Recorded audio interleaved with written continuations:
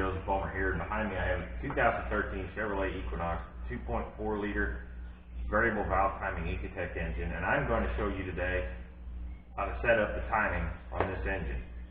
So if you're putting a new timing set in it, this is what you need to know to get the timing set up on this engine. I'm going to show you how to put the timing components together.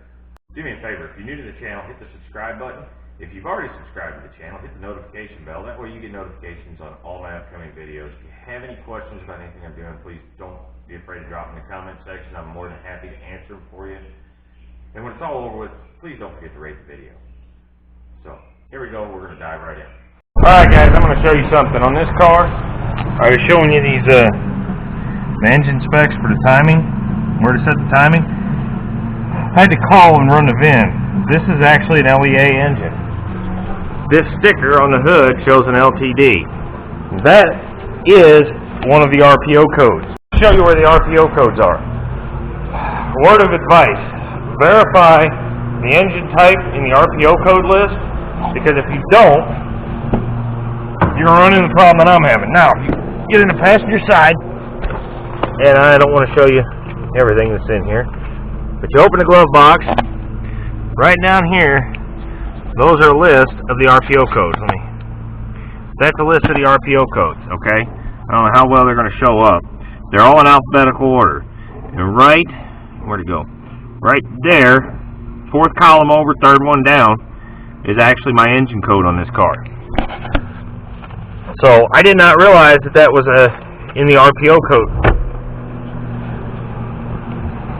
So, going by that engine code, I can now rotate my intake cam where the notch on the intake cam is in the 10 o'clock position instead of 5 o'clock, which should bring my timing mark around where it needs to be.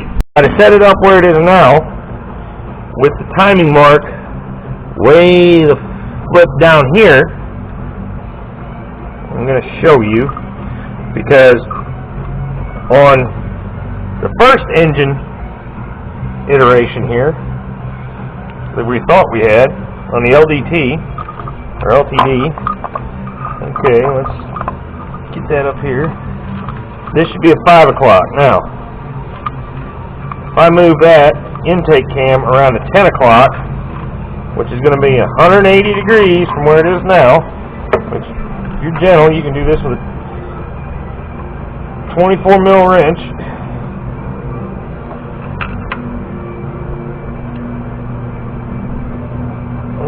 That's not good.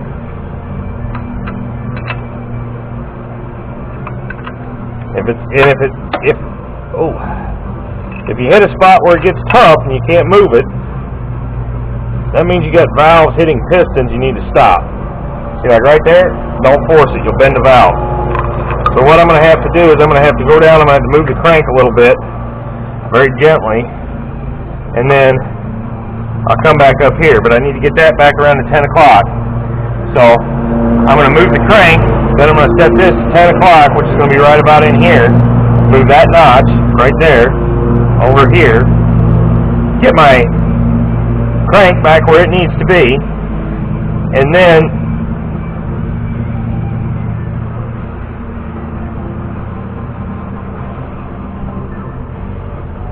we should be good.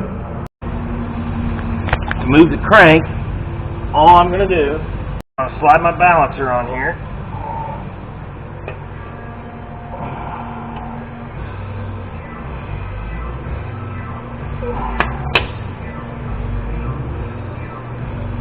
And then I'm just going to rotate it back some. That should do the trick. So that now I can bring this around to the 10 o'clock. See that? Now it moves nice and easy. I'm not making contact with any of my pistons, and that should be about 10 o'clock right there. Okay, now we're going to bring our crank back up to top dead center, which will put our, should put our keyway at 12 o'clock. Right about there. And slide our balancer back off. We're going to put our intake cam gazer back on. And come on.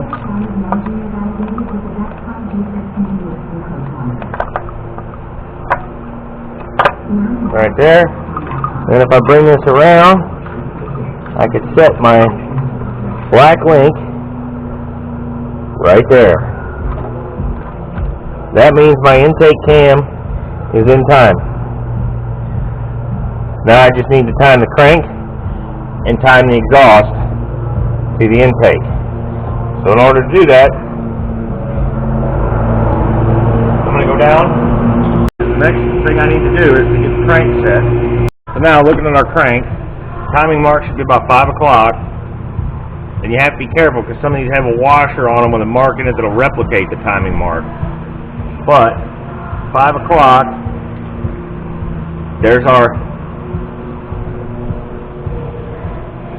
that's where our timing mark needs to be.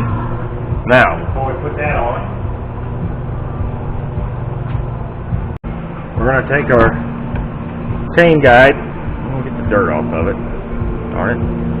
We're going to slide our timing chain guide in. We need to get it. Yeah. If we have to, we'll pull some slack up.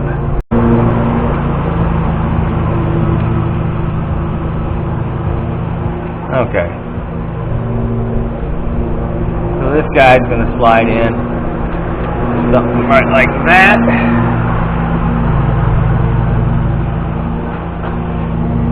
There's a top bolt that I'll put in here in a minute, but I can't do it from down here.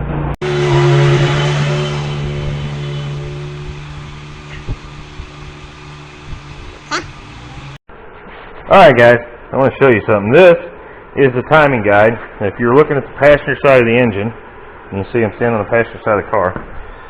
Alright, see if I can get down here, maybe where I can show you this a little better. But, okay, so basically if you're looking at the passenger side of the engine, this goes up the front, you know, what would be toward the front of the car. And that's your timing guide. That guide, this is the head. And if you can see right there in that hole, you can see that bolt hole in there. That is where that guide, or that guide bolts on, inside the head. Now, there's a plug that goes in here. And I've seen this more than once. If you look right in here, let me get my better light on there for you. You can see how that hole is all wallowed out. The bolt is gone. I'm sure it's down the oil pan. I'm going to fish it out. You can see where the timing chain was hitting the inside of the head, chewing on the head. But that bolt, that chain will start hitting that bolt, and it'll actually spin the bolt out. So I'm going to have to fish the bolt out of the oil pan, but I had to call GM and actually order that bolt. It's like $5 something for the bolt. But I've got to get a new bolt. That way I can put that timing set back together. So anytime you're working on one of these, always make sure that upper guide, if that bolt is worn, just order a new bolt. But that's what will happen a lot of the time. So on to putting it together. Now we're going to go through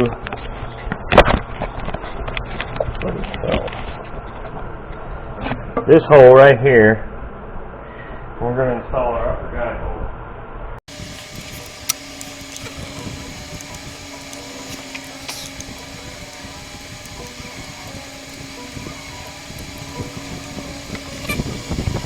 You're going to be careful you don't drop this bolt, because it can end up in the oil pan.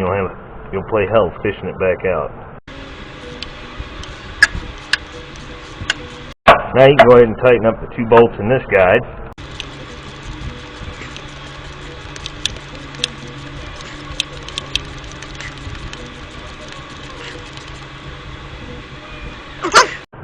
That one's tight.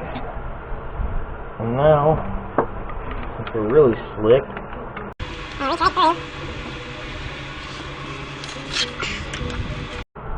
and get the lower bolt from the top, so I don't have to crawl back under the car.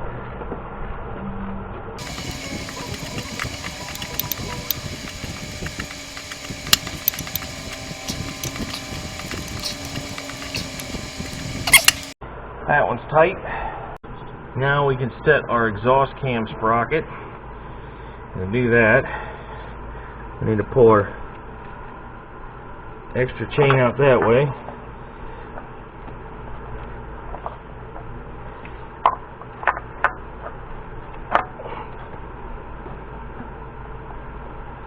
Okay, and in order to get the timing mark on this one to line up, we actually have to rotate it just a little bit, and that's normal because you're up against spring pressure. So we're going to start our bolt.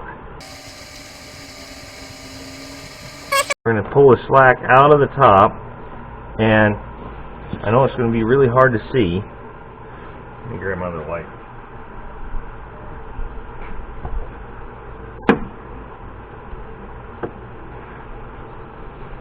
But our link is here, our timing mark is here, so we need to bring the timing mark up to that length. In order to do that, we're going to take a 24mm wrench, stick it on the flats on the cam, and that should be it right there.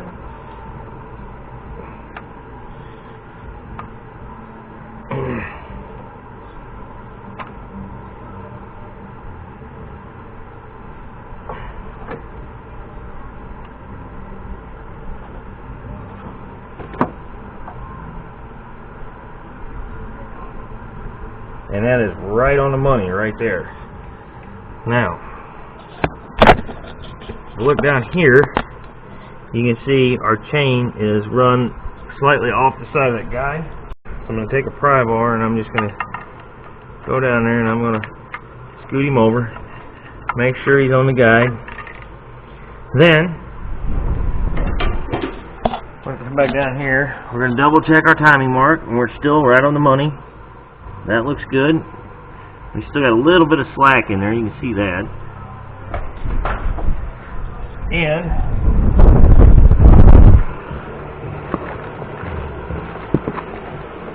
we need to install our tensioner. And this goes right in a hole back here in the back of the head.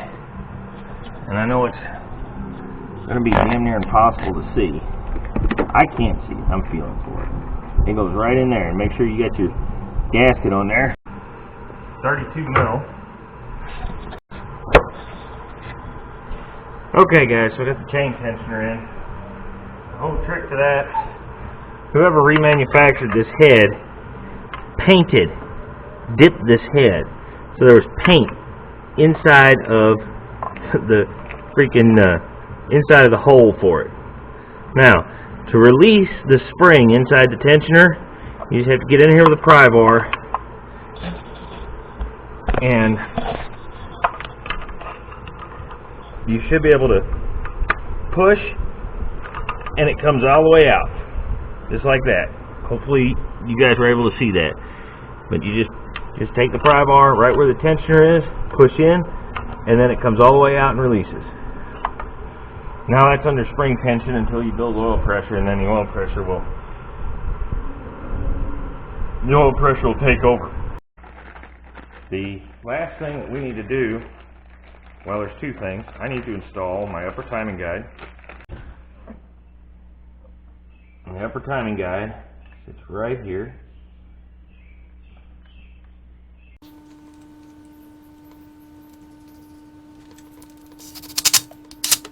Put the upper timing guide in. Now, we've got the oil nozzle. The oil nozzle goes down below.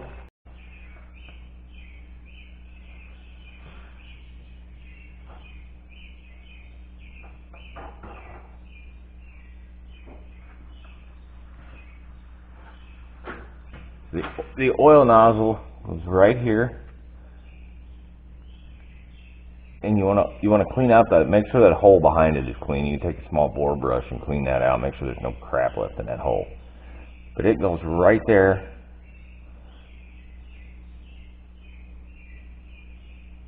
And the hole should point right down here at the chain. That actually sprays oil on the timing chain to lubricate.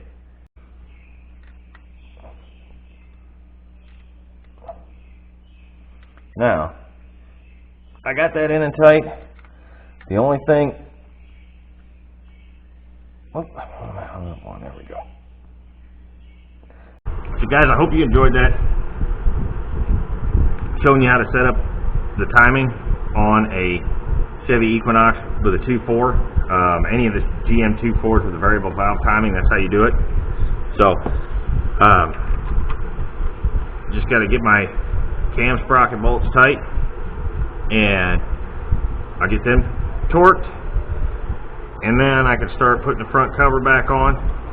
Now, when you install this plug right here, make sure you put some good thread tape or thread sealer on that, otherwise you'll end up with an oil leak and it'll drip right down. That's what's got coated this alternator that was leaking. So make sure you seal that up well. Then you can put your valve covers back on, put everything back together. You can always just double check your timing marks one more time, and you're all set. You won't have any problems with it. You can fire it up and drive it wherever you want to go.